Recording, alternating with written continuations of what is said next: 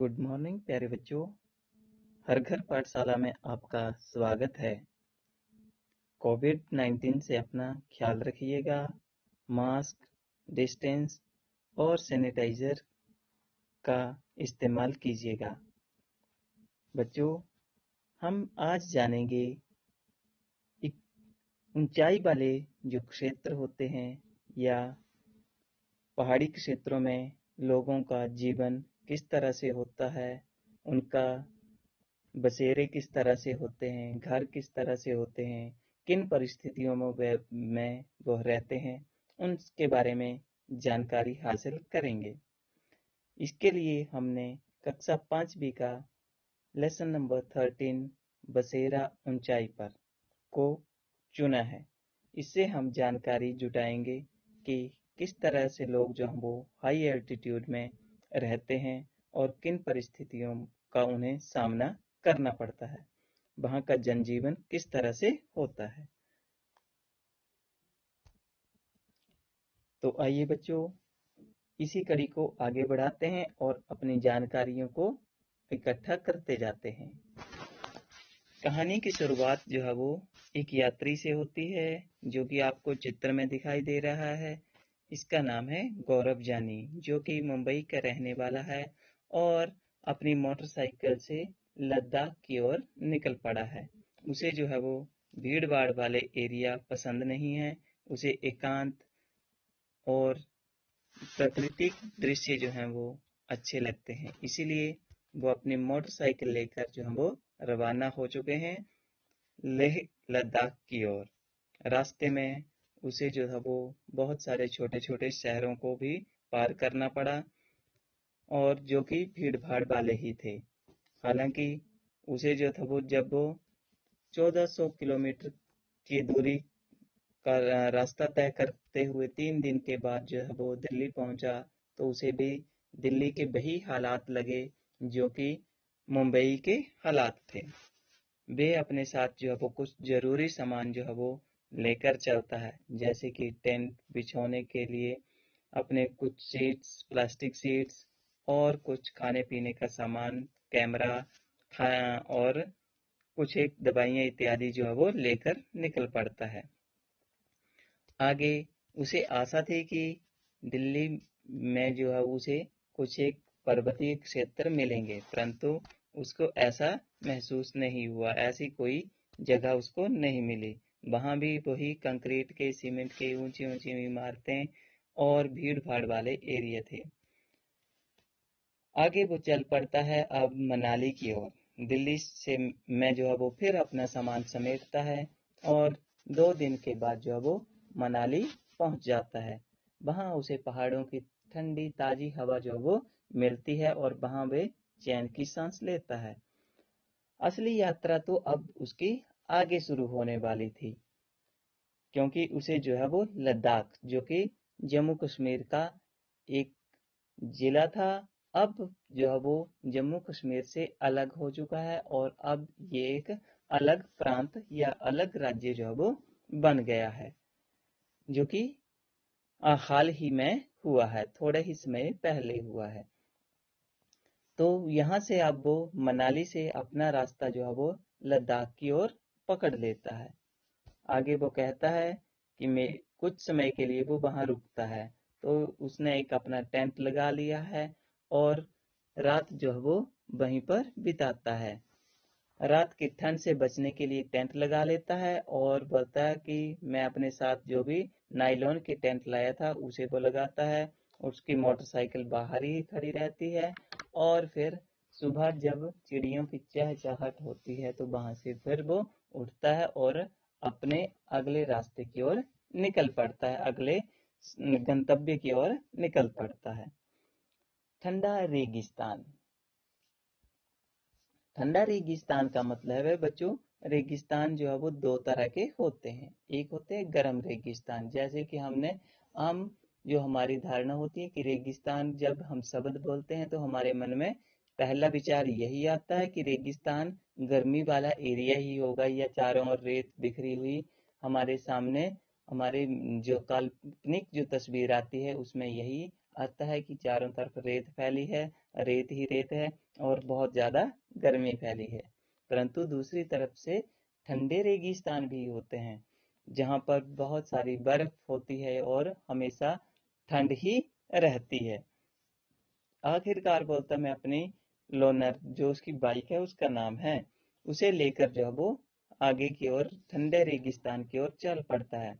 लद्दाख में बहुत ही कम जो है वो बारिश होती है और यहाँ दूर दूर तक जो है वो बर्फ से ढके पहाड़ तथा सूखे ठंडे मैदान ही दिखाई देते हैं।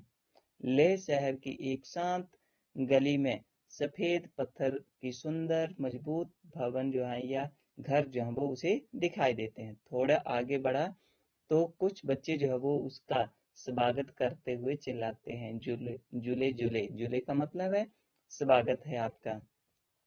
तो बोलता है सभी मुझे जो थे वो अपने घर ले जाना चाहते थे, मगर एक आदमी है ताशी के घर पर, फिर वो ताशी जो बोलता है मुझे जबरदस्ती अपने घर में ले गई है। तो उसका घर जो है वो 2 मंजिला घर है। पत्थरों को जो है वो काट कर एक के ऊपर दूसरे पत्थर रखकर जो है वो ये घर बनाया गया है। इन पर जो है वो मिट्टी और चूने से इसकी पुताई की गई है और अंदर से जो है वो घर छप्पर जैसा लग रहा था और हर तरफ जो थी वो घास फूस पड़ी हुई थी। तानसी बोलते ताशी मुझे लकड़ी की सीढ़ियों से दूसरी मंजिल की ओर ले गई। उसने बताया कि वह और उसका परिवार जो है वो ऊपर वाली मंजिल में रहता है और जबकि नीचे वाली मंजिल में उनके जानवर रहते हैं। हालांकि जो भी पहाड़ी एरिया हैं जैसे हमारे मनाली या फिर लाहौल स्पीति इत्यादि, किन्नौर इत्यादि, ये जो ठंडे प्रदेश हैं, हमारे जो ठंडे जिले हैं, वहाँ पर ज़्यादातर मकान जो है वो 2 मंजिला 3 मंजिला होते हैं और वो लकड़ी के, ज़्यादातर लकड़ी और पत्थर के बने हुए होते हैं। निचली मंजिल जो है वो पशुओं के लिए या हमारे जानवरों के लिए रखी गई होती है और साथ में स्टोरेज के लिए स्टोर का भी काम करती है। तो वहां से बोलती है अब वो दूसरी मंजिल पर मुझे ले गई है। सर्दियों के दिनों में बोलते हैं अक्सर उनका परिवार भी नीचे की मंजिल में ही जानवरों के पास ही रहता है। नीचे की मंजिल में कोई भी खिड़की नहीं है। छत को मजबूत बनाने के लिए पेड़ों के बहुत मोटे मोटे तने जो थे वो इस्तेमाल किए गए हैं। तो इस तरह से पहाड़ी क्षेत्रों में ज्यादातर घर जो है वो लकड़ी का, उसमें बहुतायत उपयोग किया जाता है, ज्यादातर लकड़ी का उपयोग किया जाता है, जिसके कारण जो है वो ठंड से बचाव रहता है। इसी तरह आगे बढ़ते हैं बच्चों।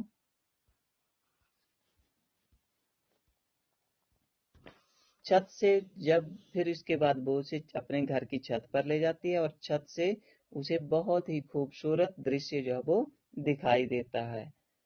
चारों तरफ जो है वो जो घर दिखाई दे रहे हैं, तो किसी ने अपने घर की छत पर मिर्ची, लाल मिर्ची सूखने डाली है, किसी ने मक्की सूखने डाली है, किसी ने उपले इत्यादि जो है वो सूखने के लिए डाले हैं, जो कि सर्दियों में उनके काम आएगा। इसके अलावा तासी ने बताया कि घरों ज्यादातर लोग जो हैं वो धूप के दिनों में सब्जियां, फल सब्जियां इत्यादि भी सुखा कर रख लेते हैं, जो कि ठंड वाले दिनों में काम आते हैं।